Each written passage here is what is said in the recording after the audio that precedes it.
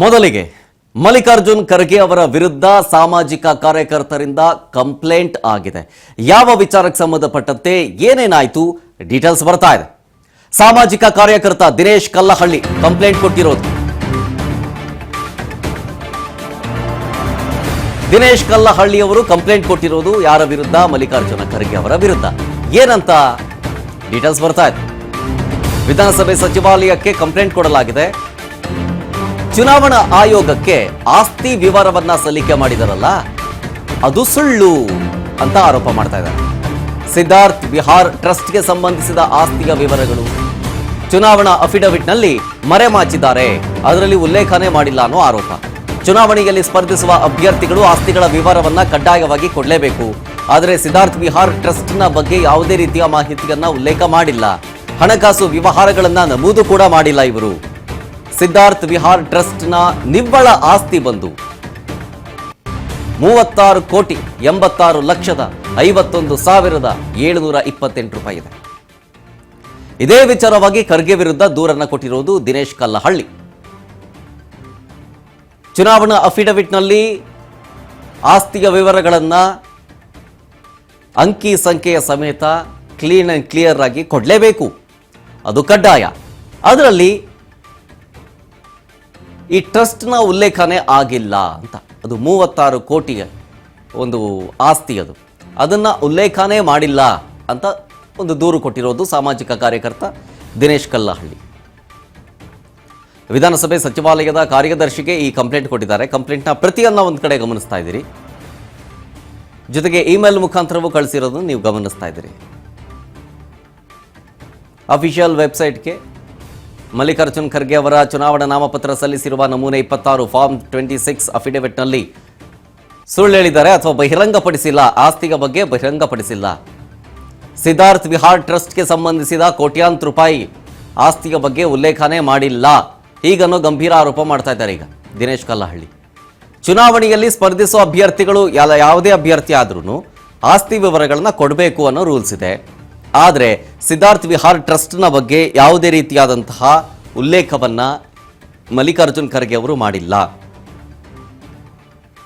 ಈ ಸಿದ್ಧಾರ್ಥ್ ವಿಹಾರ್ ಟ್ರಸ್ಟ್ನ ನಿವ್ವಳ ಆಸ್ತಿಯ ಮೌಲ್ಯ ಒಂದು ಸುಮಾರು 36,86,00,000 ಚಿಲ್ಲರೆ ಇದೆ. ಸೊ ಇದೇ ವಿಚಾರವನ್ನ ಇಟ್ಕೊಂಡು ಕಂಪ್ಲೇಂಟ್ ಕೊಡಲಾಗಿರೋದು ದಿನೇಶ್ ಕಲ್ಲಹಳ್ಳಿ ಮಲ್ಲಿಕಾರ್ಜುನ ಖರ್ಗೆ ಅವರ ವಿರುದ್ಧ.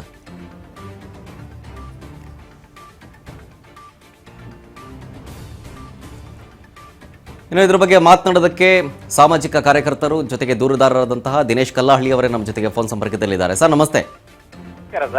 ಸರ್, ಈಗ ಕಂಪ್ಲೇಂಟ್ ಕೊಟ್ಟಿರೋದು, ಕಂಪ್ಲೇಂಟ್ ನಲ್ಲಿ ಏನೆಲ್ಲ ಉಲ್ಲೇಖ ಮಾಡಿದಿರಿ, ಜೊತೆಗೆ ಯಾರಿಗೆ ಸಲ್ಲಿಕೆ ಮಾಡಿದ್ದು, ಈಗ ಯಾವ ರೀತಿಯ ಕ್ರಮ ಆಗಬೇಕು ಅನ್ನೋ ಆಗ್ರಹ ನಿಮ್ದು ಅಂತ? ರಾಜ್ಯ ವಿಧಾನಸಭೆಯಿಂದ ರಾಜ್ಯಸಭೆಗೆ ಚುನಾವಣೆ ಸಂದರ್ಭದಲ್ಲಿ ಸನ್ಮಾನ್ಯ ಮಲ್ಲಿಕಾರ್ಜುನ್ ಖರ್ಗೆ ಸಾಹೇಬ್ರೇನು ನಾಮಪತ್ರ ಸಲ್ಲಿಸಿದ್ದಾರೆ. ನಾಮಪತ್ರದ ಜೊತೆಗೆ ಫಾರಂ ನಂಬರ್ 26 ಅಲ್ಲಿ ಏನು ಸ್ಪಷ್ಟವಾದಂತ ಮತ್ತು ನಿಖರವಾದಂತ ಒಂದು ಮಾಹಿತಿಯನ್ನ ಕೊಡಬೇಕಿತ್ತು. ಆದ್ರೆ ಇವರು ಸಿದ್ಧಾರ್ಥ ವಿಹಾರ ಟ್ರಸ್ಟ್ ನ ಫೌಂಡರ್ ಜೊತೆಗೆ ಟ್ರಸ್ಟಿ ಆಗಿರುವಂತದ್ದು ಕೂಡ ಅದನ್ನಲ್ಲಿ ಮರೆಮಾಚಿದ್ದಾರೆ. ಮರೆಮಾಚುವುದರ ಜೊತೆಗೆ ಅದರಲ್ಲಿ ಸುಮಾರು 36,80,00,000 ಇದನ್ನ ಅವರು ತೋರಿಸ್ಬೇಕಾಗಿತ್ತು ಸರ್ ಅಫಿಡವಿಟ್ ನಲ್ಲಿ. ಅಫಿಡವಿಟ್ ನಲ್ಲಿ ಎಲ್ಲೂ ಕೂಡ ಇದ್ರ ಬಗ್ಗೆ ಮಾಹಿತಿ ಇಲ್ಲ.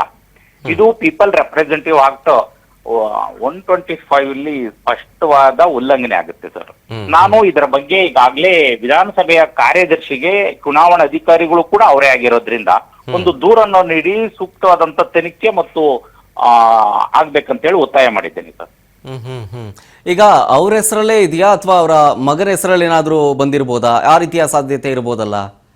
ಕುಟುಂಬದ ಸದಸ್ಯರು ನಿರ್ವಹಣೆ ಮಾಡ್ತಿರುವಂತ ಟ್ರಸ್ಟ್ ಸರ್ ಇದು, ಸಿದ್ಧಾರ್ಥ ವಿಹಾರ ಟ್ರಸ್ಟ್. ಇದರಲ್ಲಿ ಫೌಂಡರ್ ಆಗಿರುವಂತವರೇ ಶ್ರೀ ಮಲ್ಲಿಕಾರ್ಜುನ್ ಖರ್ಗೆ ಸಾಹೇಬ್ರು. ಹಾಗಾಗಿ ಇದನ್ನ ಸಂಪೂರ್ಣವಾಗಿ ಚುನಾವಣಾ ಅಫಿಡವಿಟ್ ನಲ್ಲಿ ತೋರಿಸಬೇಕಿತ್ತು. ಗೌರವಾನ್ವಿತ ಸರ್ವೋಚ್ಚ ನ್ಯಾಯಾಲಯ ಹಲವಾರು ತೀರ್ಪುಗಳಲ್ಲಿ ಇದರ ಬಗ್ಗೆ ಸ್ಪಷ್ಟವಾದಂತ ನಿರ್ದೇಶನಗಳನ್ನು ನೀಡಿದೆ.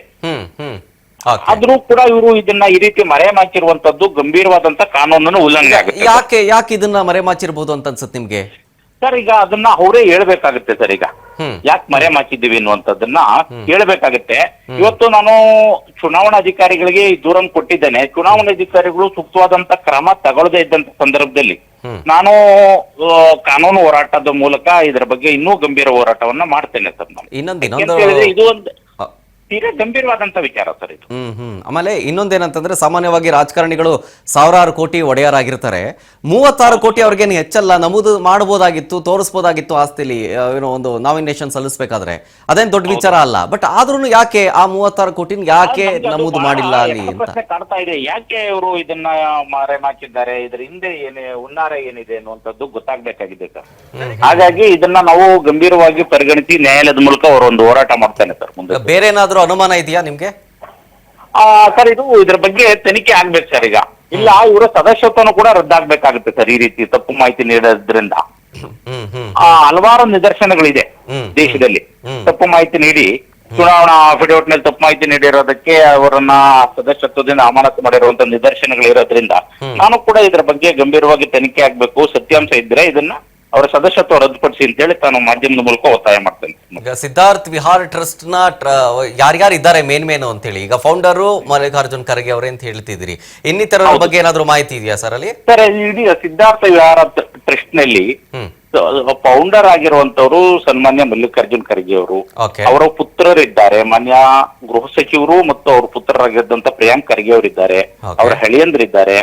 ಹಾಗಾಗಿ ಇವರು ಅವರ ಕುಟುಂಬದ ಒಡೆತನದಲ್ಲಿರುವಂತ ಟ್ರಸ್ಟ್ ಆಗಿದೆ ಸರ್ ಇದು.